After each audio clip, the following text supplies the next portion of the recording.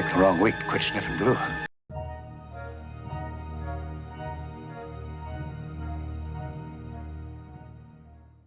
Well, good morning. It's Tuesday. I have to say that I did not do a darn thing yesterday other than, well, welcome to the show, other than clean the desk off and put away the paints that I had been using and reorganized a bit of stuff. I just got lost in the track of the day and didn't get a lot, if anything, done on the actual kit. So let me show you what we're working with today. It's the Kane Executive Officer Kane resin kit from Polar Lights. Excuse me while I drop out of frame for a second. And he's back. I'm gathering my materials and my reference, and one of the more important references is going to be this issue of Sci-Fi and Fantasy Modeler. And I have to stop here and offer a eulogy for this magazine. This magazine has helped me a lot. Unfortunately, it's going out of publication. As I understand it, the owner of it decided it was getting too expensive to make, and rather than compromise the quality with printing, a different format, they decided just to pull up the tent and call it a day. But this is volume 37 of Sci-Fi and Fantasy Modeler. It is the self-same issue that even the box for the kit says, hey, go look at the build-up in this magazine. That's how much they think about the build-up. So if it's good enough for the people at Polar Lights, it's good enough for me. I have read it through. I have digested it fully. And while I am going to be stealing a lot of the techniques and methods from this build, there's one important difference. They used all classic standard LEDs to light this kit. I am not. I'm going to be using the surface mount LEDs, which means I can run smaller chase wires and things like that. I don't have to hollow out near as much, particularly on the backpack, to make the things work, because I'll be using the smaller surface. And I think it's going to allow me to get better lighting inside the helmet, particularly because I won't have to hollow out near as much. This is the helmet. And you can see I did the one preliminary thing that they also recommended in the article, and that was to lop off the searchlight that goes on the top. And where he ran a single LED or a 10mm LED and shaved it down, I am running a single surface mount, and I will be using the plastic part. But this has been lopped off of this. And, well, let's just get down on the table here. This is too hard just holding things up in front of the screen. You can see the kit is still in its pristine white incarnation. I have not primed anything yet. And let me push some things out of the way. And I'm going to be lighting up this resin. And the one problem with it, or the one issue with it, if you will, is that it is amazingly thin in some spots. Very well molded, very well cast. But by the time you put a light in there, it makes the whole part glow, which means there's going to be a fair amount of light blocking that has to be done to the outside. So if you can mitigate that, you're in better shape. And what I'm trying to do, particularly with this flashlight, is I'll hold it up in front of here so you can see. Basically, as soon as you put a bulb in there, the whole thing starts to glow because the resin is so thin. So what I've done, the first thing is I've taken a strip of actual duct tape, not the gray duct thing that calls itself duct tape, but the aluminum tape that they use to seal ducts together with. And it not only is it a nice reflector, but it is a light block. And you can tell by the flashlight, there's not a lot of room to hide an LED in there, because the back wall is very, very thin and almost runs into where that handle goes, right into the back of it. So the only way to get a bulb in there is to go up through the bottom. And when you go up through the bottom, then you can run it down through the base and into the block below. Now I need to get this base put up on a block so that I'll have, you know, a space underneath it to run wires and switches and batteries and such like that. So let me put the camera down and show you some of what I'm talking about. Okay, here's the first bit of disappointment. I had a box here that I thought was going to be big enough to use for the base. Simple wooden box, craft box picked up at Michael's. It is sadly too small for the base. So I guess my first trip out today is going to be looking for a rectangle size box that will, the width is fine, but it needs to be about that much longer. So they're gonna have to go out and do a little bit of shopping for that. But you can see what I'm talking about. I can run wiring down through that and chase it through the bottom of the base. The authors of the article actually cut out a custom piece of wood with a bandsaw, I guess, and made their base that way. And I may have to do that if I can't find a ready-made box that I like. Now here you can see the problem at hand. Yes, the camera is overexposing it a little bit, but you can see how much light spill I've got on the inside of that part from the tiny surface mount LED. So, but you're not seeing it where I've wrapped that silver tape. So what I need to do is light block the rest of it. And what's going to help a lot is I'm going to cut a vinyl circle to go at the back of the lens, or the back of the flashlight bulb assembly, so that it will block all of the light that's going backwards, and all I will have will be the light of this frame to worry about, which you could justify as saying, hey, that's, you know, flashlights, they have light spill. So we're good on that. And this is how the tiny light from the top of the helmet looks. I don't know how well you're seeing this, but the whole piece is glowing. So you can see there's a lot of light blocking that needs to happen there. The problem with this using the duct tape is it's a metal tape, and it will conduct electricity, and if you touch both of the lines coming out of these tiny LEDs and it touches that, then you're going to get a problem you really don't want to have. So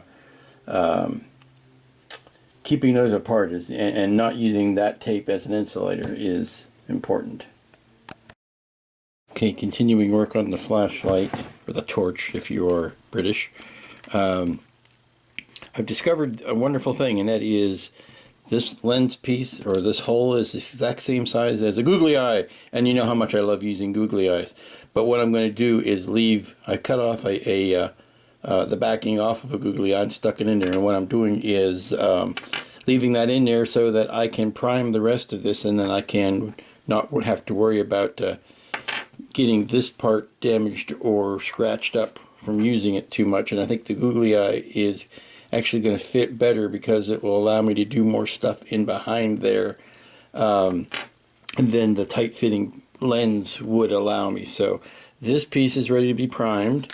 I'm going to go ahead and prime the arms because they don't get any wiring run through them. I'm going to chew out the holes that I need for the backpack and the chest piece, not the chest burster, that's in here, the chest piece, before I prime that. This leg, or this piece here, is, I love the way this goes together. It's a very, very tight fit, and very good in its lack of gapness. But this leg, these two pieces here, no wiring runs through that. The wiring runs straight down through this, through the knee, into the base. And then there'll be a light going through the bottom of the torch flashlight into the base, and then there's going to be a lighting effect inside this translucent egg that's going to go down through the base as well. So and then there might, be some little switch off to the side. So the parts that aren't going to have wiring run through them, I can go ahead and prime those now, And the parts that are going to have wiring run through them, I can go ahead and drill those and then prime them. So that's the procedure. And now I've got all the pieces drilled out and sanded off as I need them.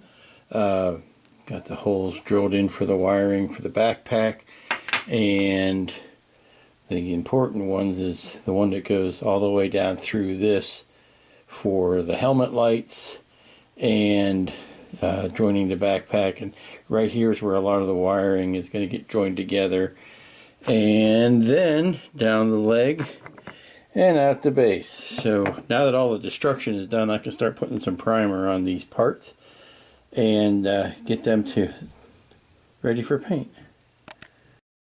Well, all the major elements have a first coat of primer on them, and I think this is a good spot to leave it for right now. Go grab some lunch. I'll be back in a bit. There are the arms hanging over there. The arms fit on so nicely that I think I'm going to leave them off to paint them, and paint the body without the arms on. Just glue them on when I'm done. That way you can get all these troublesome areas taken care of. And work continues on the Kane figure, doing some light blocking, painting the inside of the helmet, trying to build up some coats of light blocking, like I said. And I have painted the flashlight / torch, whatever you want to call it. The torch is itself, the flashlight is itself black, except for the very front, which is a dark gray. So you can see I've got the LED mounted inside there, and the silver ring in, and what you see on the back there is actually a piece of white vinyl meant to light block everything that is behind it. So I'm going to put some power to it and see how successful that was. Well, that's not so bad. You're of course seeing it in the dark. There's a little bit of light leak right there. Then another coat of gray will help. But all the light seems to be coming out of the front just like it was planned. That piece of white vinyl at the back really did block everything behind it. Now this frame, you're going to see it's very thin. Sorry, I'm trying to get the focus. Come on, focus. There you go. You can see a little bit of the light leaking around that. So, and of course that will be down on the ground, and I can jam some putty up around that. But I would say we've got about a 95-97% light block. Good, good, good. Now we're starting to see some color. I just spent the last few minutes painting the bronze, getting the undercoat on the bronze parts of the spacesuit done. And basically what I did was put a base coat of Tamiya bronze. No trick there. And then I did a light coat of Tamiya metal brown, not copper, but metal brown, just on the high spots. And what it's giving me is a nice dimensional look. And I'm going to let this set overnight. And then tomorrow we're going to start doing the oxidizing and the weathering on that. I think that's going to be fun. And let's see, I've got the lamp all ready to go. Let that dry for a few more minutes before I do the dry brushing on it. And I am painting up like the control panel, trying to do some sort of light blocking on that. I know that's going to be tough. Light's going to want to bleed out all over everywhere on that.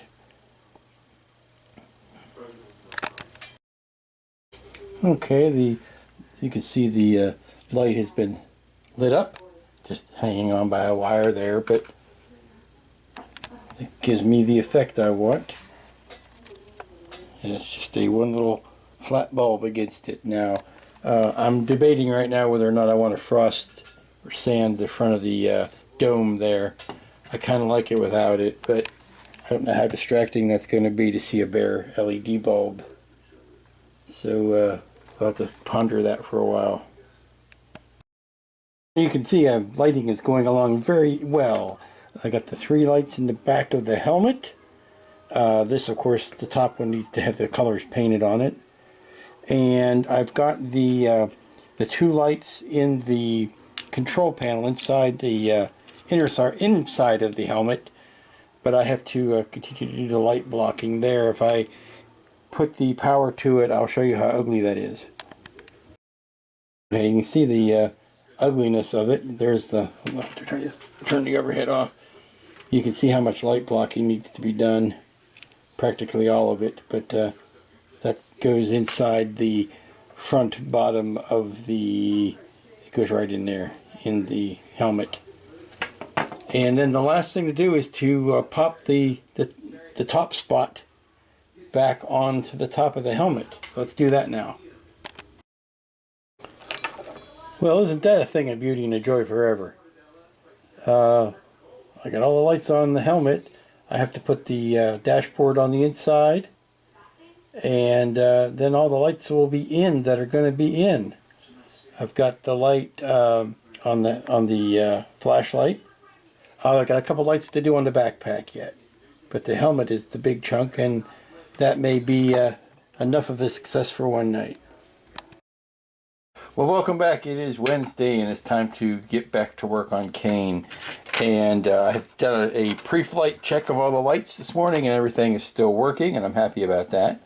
My old friend and yours, Tulip Slick. If you don't have a bottle of this, go get you one. It is the perfect thing for light blocking. It blocked, I put a little bit around in the middle of this piece right here, the clear piece, and it blocked it very professionally. And now I can color the 4 individual lights that are supposed to be there with the colors that they're supposed to be, and the black in between will separate them out. I also used it on the backpack here to fill in that gap between this clear piece and the body of the backpack, and just troweled it into the crack and then cleaned it off with a toothpick. And it does a wonderful job of light blocking. And I also used it inside the dashboard, I'm calling it the dashboard, to keep the light away from the things that aren't supposed to be lit. In all of this pokery jiggery doing the wiring, I realized I need to open up this area wider, because I don't want to run the risk of these precious magnet wires being broken from being bent around too many times. So while I've got the room here to use, I'm going to open it up and make it a lot easier to use. Let me see if I can wire up some stuff to make a showy of the lights.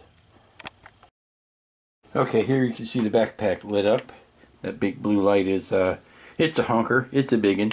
And then these, what you're not seeing is the light leaks around it. You're seeing these 4 individuals, which need to be tinted different colors, but you're not seeing the light leaking out around this plastic piece because of the wonders of the tulip. Let's light up the helmet, because that's where the real fun is. Okay, handling it very gently so as not to stress those wires. That's you can't. There you go. The bottom lights are on. The top one there, which is actually divided into 4, it's tough to see because the camera is blowing them out. But there is a very definite frame between those lights. There you go. You can see it a little bit better how they are actually blocked into 4 lights. There are 4 lights! Yes, that joke will never get old. And speaking of jokes, yes, the article took the Raising Kane as its title. So I have banned myself from using that joke. Where is it? Let's find it in the article. Come with me, kids. Trying to do this with one hand.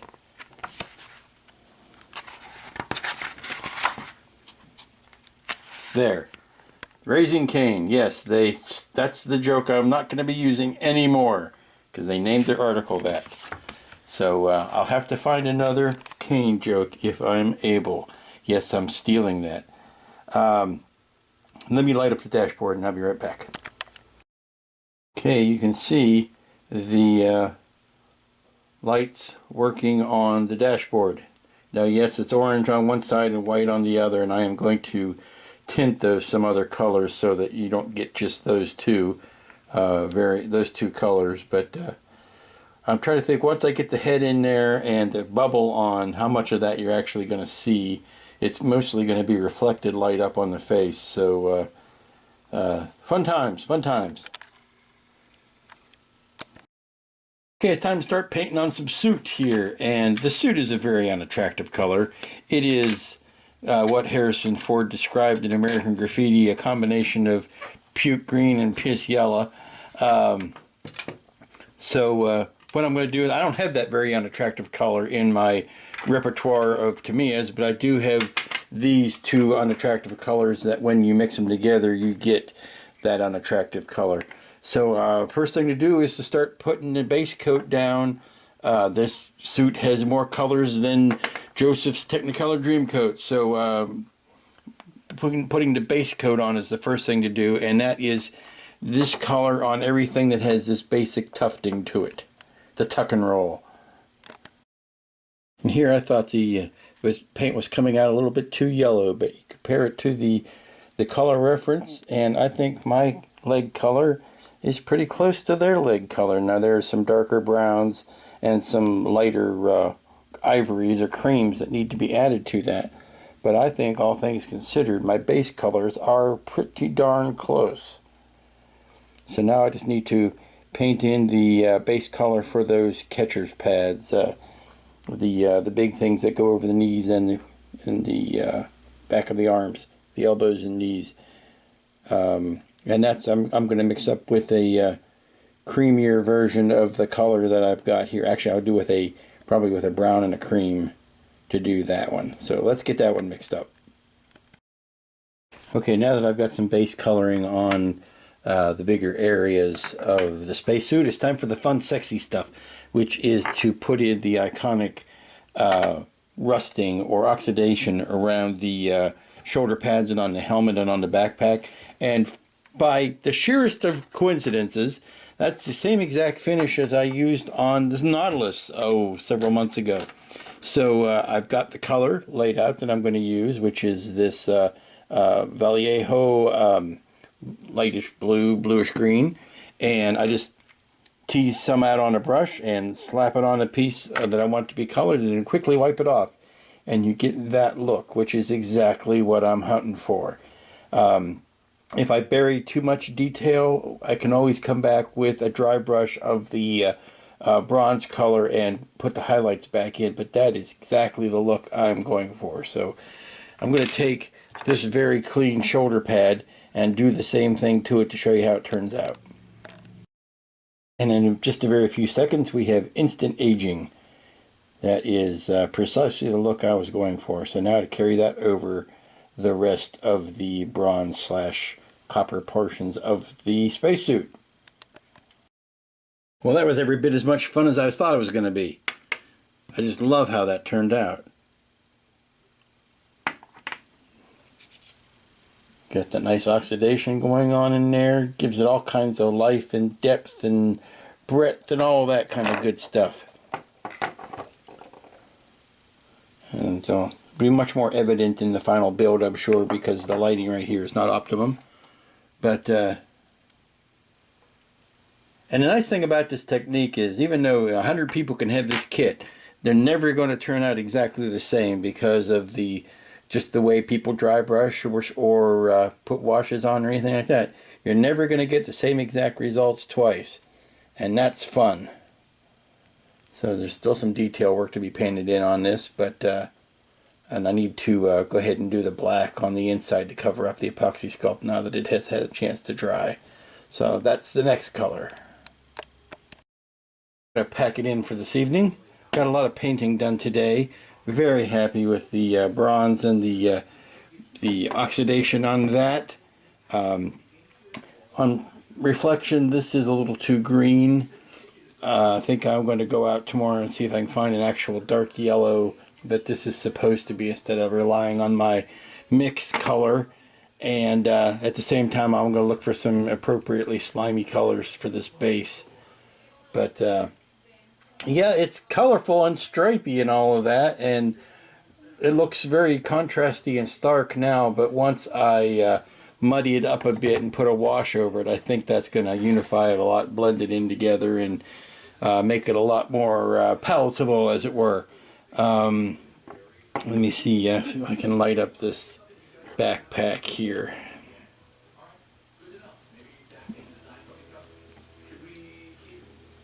There you go.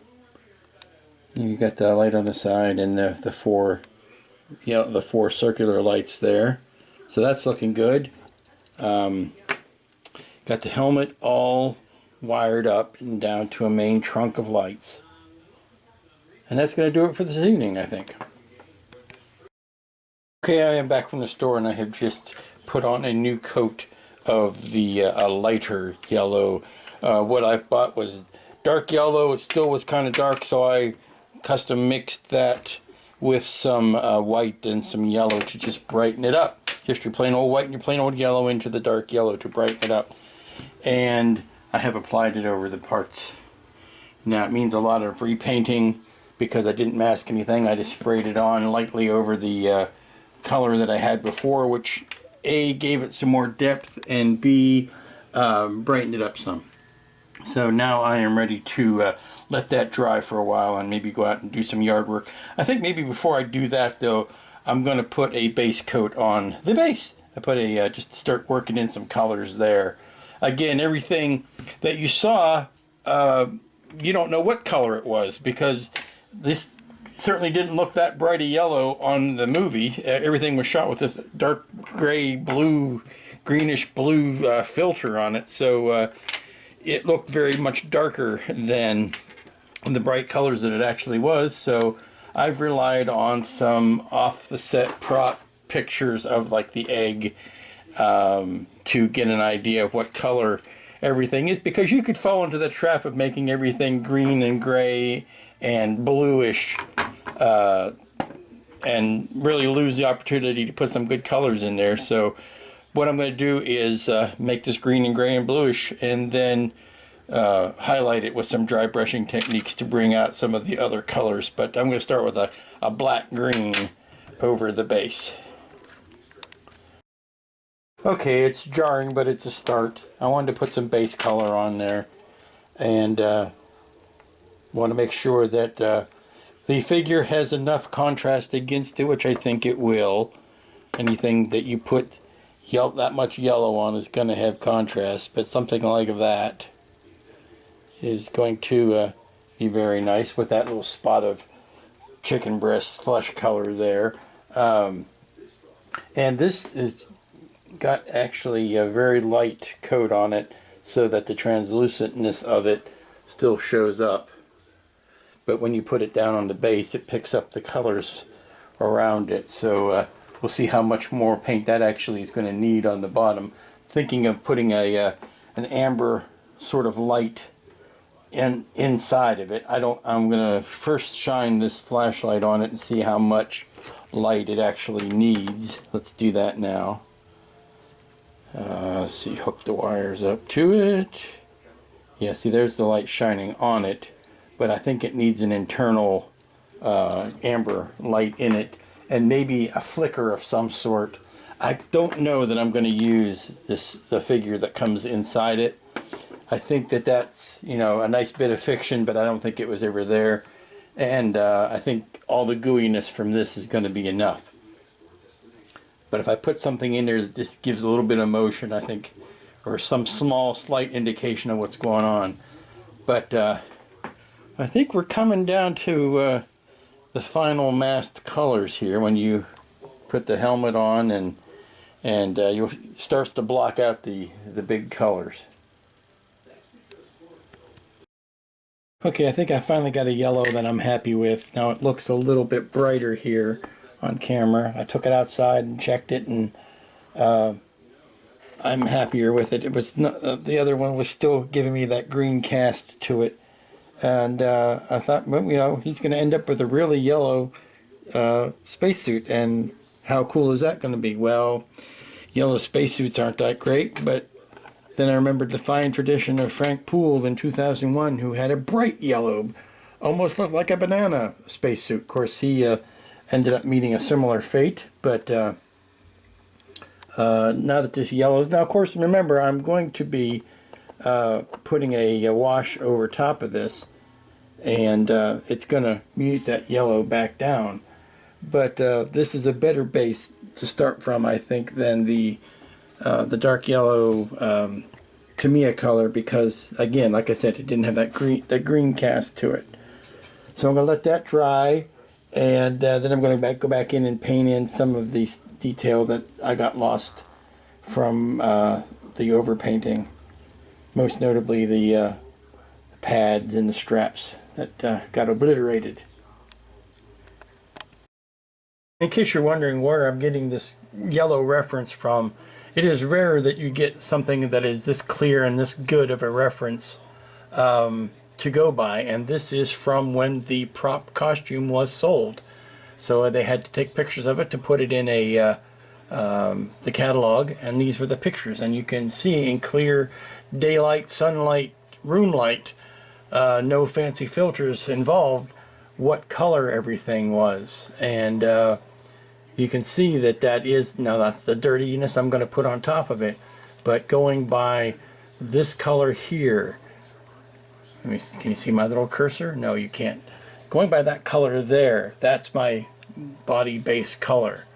And then everything will get be lighter or darker than that, and that is the yellow that I'm going off of. It already pointed out one important thing that I hadn't noticed, and that is this part right here of the helmet is not part of the helmet, but it is on the kit part. So I mistakenly made it bronze like the rest, so I had to go back and repaint this thing right here. Sorry, you can't see my little cursor. This thing right here is on the kit part, but shouldn't be bronze, and I had already painted it bronze, so I just needed to repaint it this ivory color. And a lot of the straps are white, and the buckles are white. Now there's a dark strap there that you can't see my cursor against. Dark strap there, but particularly up here around the neck, these straps are very light gray, and this area actually is a white up in behind there. So a lot of brighter colors on this than you would assume. Good morning and welcome back. It is Friday. Yay, the weekend's almost here. And I'm getting back onto Kane today. And when I first thought of the idea of painting an alien, not an alien, I mean a model from the movie Alien, you figure, oh good, you get to do something moody and atmospheric and dark and creepy. And that's what I was thinking. And then all of a sudden I'm painting this figure and I'm worrying about whether my sassafras yellow is too bright for my suncorn yellow. I mean, I never thought there's so many bright colors in this costume. And it's just quite the antithesis. Yes, all those speech lessons I took in grade school really came in handy there. It's not what you think when you think you're going to be painting alien. You think, oh, darks and greens and creepy black oil and stuff like that. No, it's bright sunshiny yellows. So and lots of variations. Basically, it's like one major color and then tints and shades of that color. Finding the right yellow to start as a base was the big trick, and then once you do that, everything kind of plays off of there. But it's a lot of lights and darks of the same yellow, like I say, and then there's white catcher's mitt pads. Now this is not obviously the final product, because what I'm going to do is get the base colors to where I'm happy with everybody, and like that, and then I'm going to spray them with a flat, no, maybe a satin, to lock them in, and then I'm going to start putting washes over top of them to darken them down, dirty them up a bit, because these guys were refinery workers. They were, miners, or whatever you want to call the space equivalent of it. So their costumes, although bright, are not going to be this clean. So you get the base colors on, and then you start dirtying them up after that. The bronzes, were a breeze to dirty up, and that was quite fun, and didn't take nearly as long as I was allotting for it, because they came out pretty darn good right off the bat. So there's some detail work that needs to be painted in on top of that, but most of that is there. So to get with the aging and the creepy dark colors that I want to do, I'm going to set Kane aside for a bit and start hashing out the base and putting those creepy atmospheric colors on that I was so looking forward to. Doing some playing around with some dry brushing and some textures on the base. And for dry brushing, I like using the Citadel line of paints. They are made for Warhammer figures and D&D figures, things like that. But they are excellent for dry brush paints. The consistency of them, because they're made to be used out of the jar by hand, painted by brush rather than an airbrush paint, onto the small figures. The texture of them, the consistency of them is great for dry brushing. So you just put a little dab of that on a brush and go to town on the high spots. Now I mixed this with a little bit. First I did straight, and I used a color called Incubi Darkness, because, you know, if anything says alien, it's Incubi Darkness. And then I went over that lightly with a mixed coat of that and white to bring up the highlights. And yeah, it's a little stark now. I'm gonna beat it back down, but I wanted to see what it would look like in its full strength. And I think I'm going to wash back over it with some olive drab to knock it back down. But just playing and playing with what's going to go on the egg itself. Now a lot of that it's translucent. It's you're going to see through it, but it looks good on the base. Actually the shades or the shadow from the base itself gives it the right color and consistency inside. And I'm going to do some work softening up these edges. I think that was maybe a factory mistake that they left that hard edge on those lips there. So I'm going to take the Dremel and sand those down a little bit. But the play continues. And now the base is kind of getting to where I want it to be. Put my old friend Smoke on there, which slimed everything up quite nicely and gives you that sickly blue-green, which is what I was shooting for. Now, stealing directly from the article in the magazine about how to build a base, I have decided to do exactly what the guy did and build the base. And I suppose at some point I should credit the author of the article in which I keep referring, and that would be Barry Madden and E. James Small. They did the build-up for the article that was written for Sci-Fi and Fantasy Modeler magazine. And if I haven't said it already, I'll say it again. And if I've already said it, then I'll edit this part out. But I hear that this magazine, this fine magazine, is going out of business. And it's a damn shame, because I have never seen such a well thought out, well produced, well researched, I mean, they don't waste your time with a bunch of hooey from authors that you don't want to hear about and building things you don't care about. Practically every model I've ever seen covered in this kit, in this magazine, is something that I would really like to build. And of course, there's my good friend Paul on his article. And I'm not saying that because they published a couple of my articles, and I'm happy as heck to have said that I am a published author. They thought what I did was worth covering, so they asked me to write a couple of articles. And I'm not just saying it for that reason. I would be a fan of that magazine even if they had thrown me out to the street like the common beggar that I am. It's just every kit, they seem to be picking my brain, because every kit that they showed was something that I would have been interested to build at one point or another. And I'll miss them, because there are not enough magazines like it.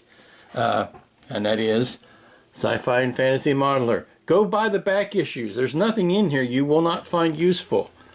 This is an issue from a few years ago, and I'm still finding good reasons to pour through. And the scratch building techniques that you will learn, and the painting techniques, everything is good about that.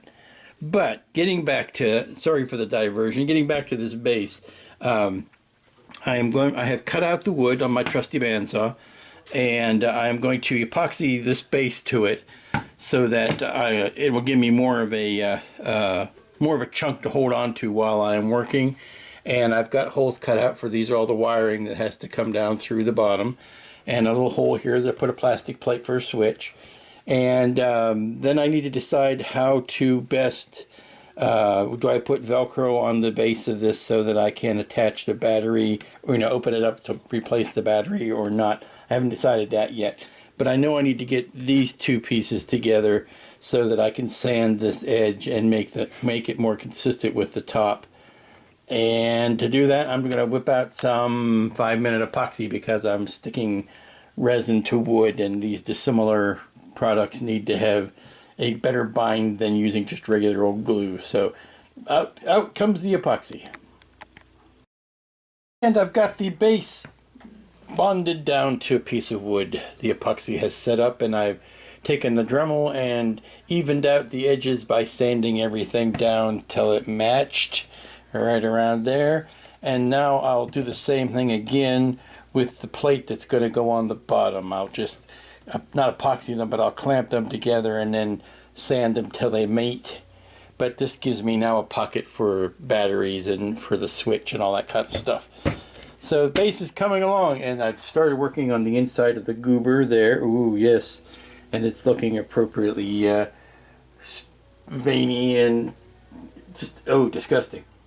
And I've got a coat of satin on the legs and on the arms and on the chest, and yeah, here's the chest.